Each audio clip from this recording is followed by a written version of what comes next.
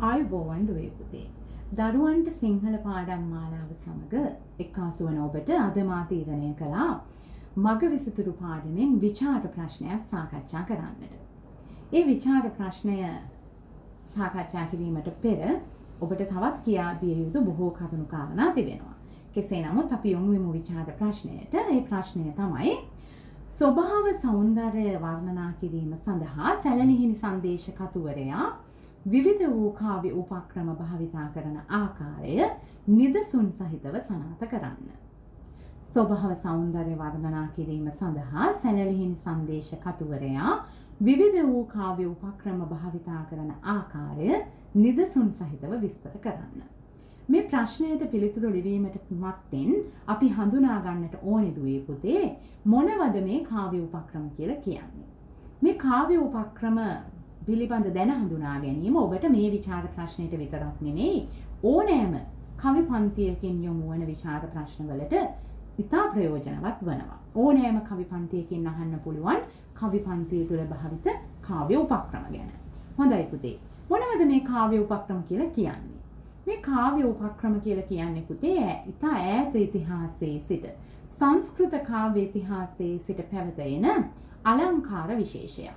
මේ කවියක් රස ගැන්වීමට භාවිතා කරන අලංකාර විධිවලට අපි කියනවා කාව්‍ය උපක්‍රම කියලා. ඉතින් පුතේ මේ කාව්‍ය උපක්‍රම රසක් තිබෙනවා. නමුත් අපට ඒ සියලුම කාව්‍ය උපක්‍රම අවශ්‍ය වන්නේවත් අධ්‍යයනය කරන්නට යුතු වන්නේවත් නැහැ. නිතර යෙදෙන ඉතා සුලභ කාව්‍ය උපක්‍රම කිහිපයක් අපි අවබෝධ කරගන්නට උත්සාහ දරමු. මේ කාව්‍ය උපක්‍රම පුතේ ප්‍රධාන කොටස් දෙකකට බෙදෙනවා. පළමුවෙන්ම පුතේ අර්ථ උපක්‍රම. ඊළඟට පුතේ ශබ්ද උපක්‍රම. අපි බලමු මොනවද මේ කවියක් රස ගන්වන අර්ථ උපක්‍රම කියලා. ඒ අතරින් පළමුවෙන්න තමයි උපමා භාවිතය. උපමාව කියන්නේ අර්ථ උපක්‍රමය. කුමක්ද උපමාවක් කියලා කියන්නේ? උපමාවක පුතේ ප්‍රධාන කොටස් තුනක් තියෙනවා. ඒ තමයි උපමේය, උපමාව සහ නිපාත පදය. උපමේය කියලා කියන්නේ පුතේ අපි වර්ණනා කිරීමට, විස්තර කිරීමට අදහස් කරන පදය. උපමාව කියලා කියන්නේ ඒ වර්ණනාවට පාදක කරගන්නා වස්තුවට සමාන කිරීමට බාහිරෙන් සම්බන්ධ කරගනු ලබන පදය. ඒ තමයි උපමාව. නිපාත පදය කියලා කියන්නේ පුතේ මේ උපමාවත් උපමේයත් අන්තර් සම්බන්ධ කරනු ලබන අව්‍ය පදයට. හොඳයි පුතේ අපි බලමු නිදසුන් උපමාවක්. අම්මාගේ මුහුණ සඳක් වැනිය. දැන් මෙන්න මේ උපමාවේ පුතේ උපමේය කුමක්ද? අපිට විස්තර කිරීමට අවශ්‍ය වන්නේ කුමක්ද? අම්මාගේ මුහුණ. එසේනම් පුතේ අපේ උපමේය වන්නේ අම්මාගේ මුහුණ. ඒ තමයි අපට විස්තර කිරීමට අවශ්‍ය පදය. අම්මාගේ මුහුණට සමාන කරන්නට පිටින් ගෙනෙන්නේ සඳ. එසේනම් පිටින්ගෙන එන බාහිරෙන් සම්බන්ධ කරන පදය උපමාව. මේ තුල අන්තර්ගත නිපාත පදය තමයි පුතේ වැනිය. මේ උපමාවත් උපමේයත් සම්බන්ධ කරන නිපාත පදය වැනිය.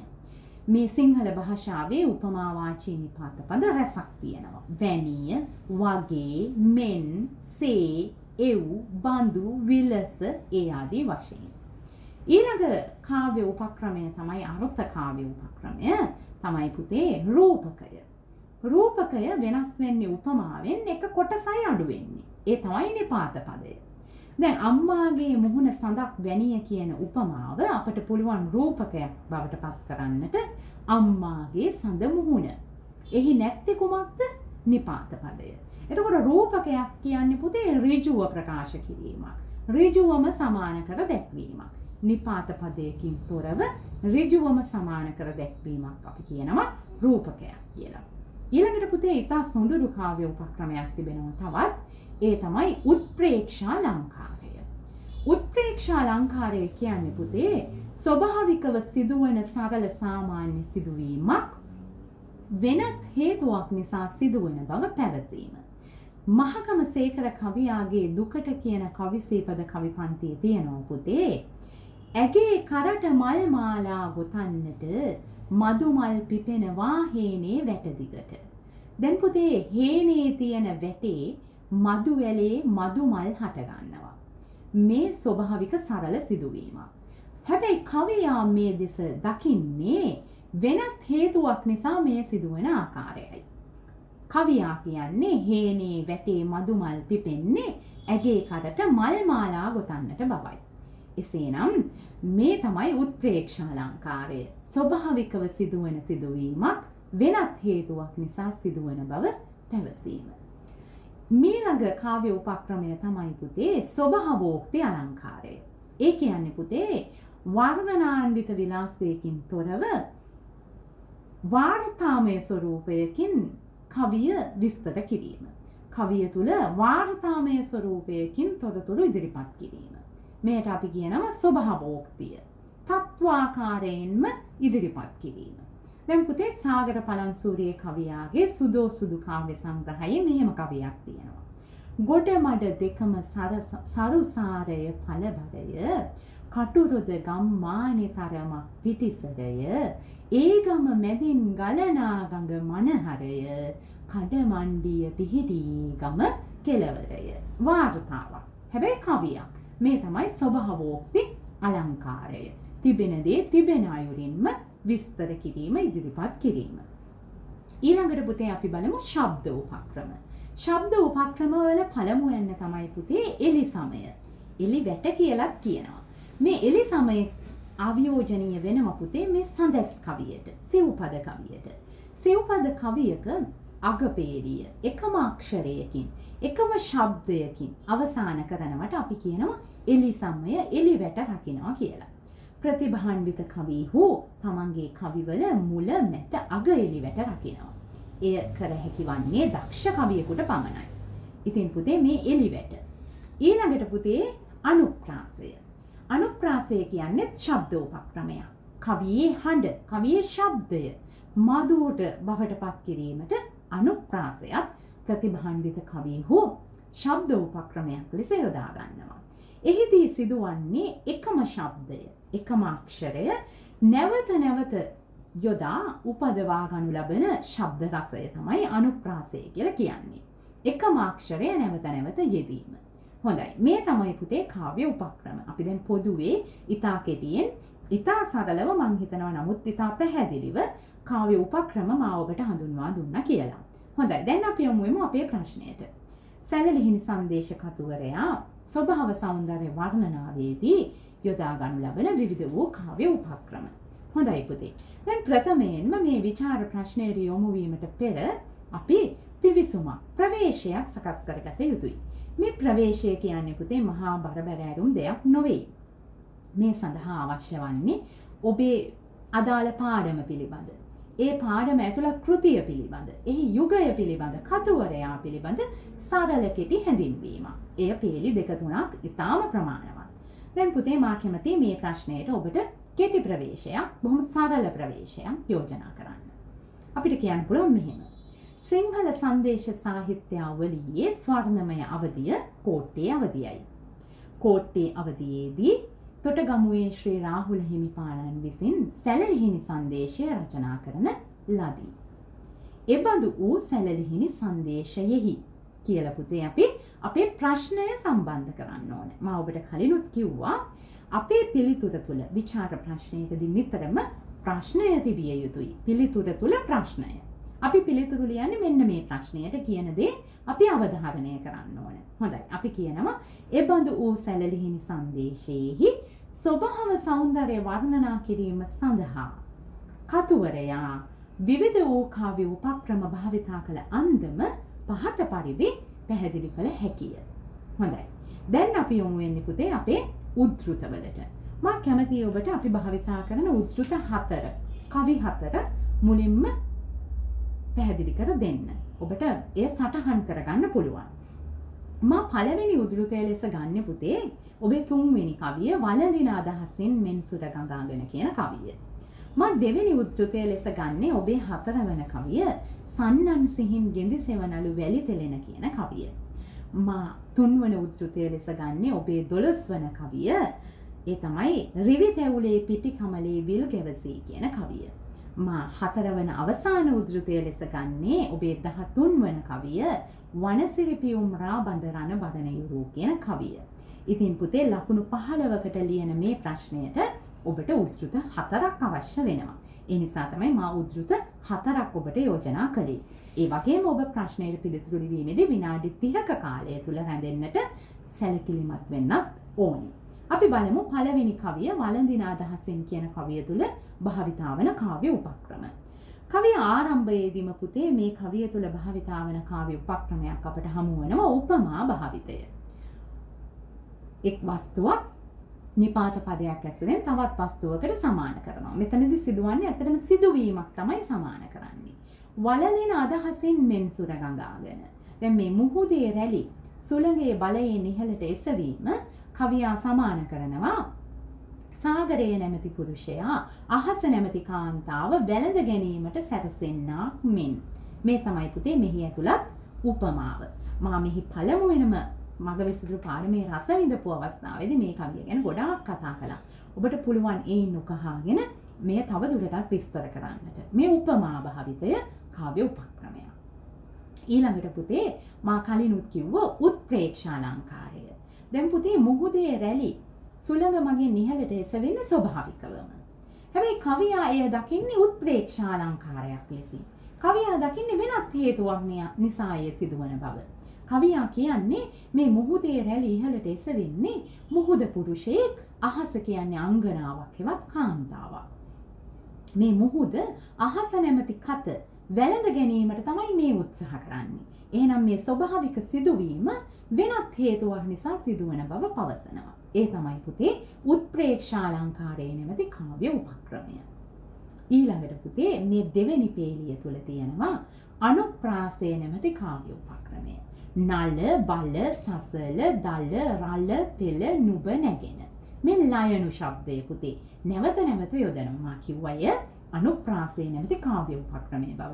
ඔබට පුළුවන් පුතේ ඔබේ කවියේ ඔබේ පිළිතුරේ ලයනු අක්ෂරයකින් ඉරක් ඇඳලා සටහන් කරන්න. ඒ ඔබ හඳුනාගත් බව උත්තරපත්‍ර පරීක්ෂකවරයාට දැනුම් දෙන්න. දැනුවත් කරන්න. ඔබේ දැනුවත් බව ප්‍රකාශ කරන්න.